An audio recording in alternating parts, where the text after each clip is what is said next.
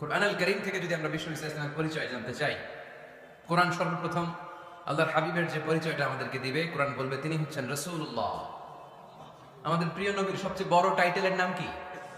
রাসূলুল্লাহ। সবাই আওয়াজ করে পড়বেন, টাইটেলটার নাম কি? পৃথিবীতে এর চেয়ে বড় টাইটেল আছে? এমপি বলেন, মন্ত্রী বলেন, যাই বলেন না কেন, ধনকুবের বলেন, রাসূলুল্লাহর উপরে কোনো টাইটেল নাই, ঠিক কিনা? কেউ চাইলেই রাসূলুল্লাহ হতে পারে না, হতে পারে? আমরা সবাই মিলে যদি একজনের ভোট দেই, উনি তো রাসূল হয়ে যাবে, তাই না? হবে না? ভোট দিয়ে রাসূল বানানো যায় না? আমাদের মানব জাতির সাথে যদি জিন জাতি একাত্মতা পোষণ করে, মানব জাতি আর জিন জাতিও যদি ভোট দেয়, তাহলে তো রাসূল হবে। ফেরেশতারা যদি বলে আমরাও আছি সাথে, তাইলেও রাসূল বানানো যাবে না। তার মানে রাসূল ইলেকশনে হয় না, রাসূল হয় সিলেকশনে। আর সিলেক্ট করেন কে? আল্লাহু ইয়ালামু হাইসু আ'লামু হাইসু ইয়াজআল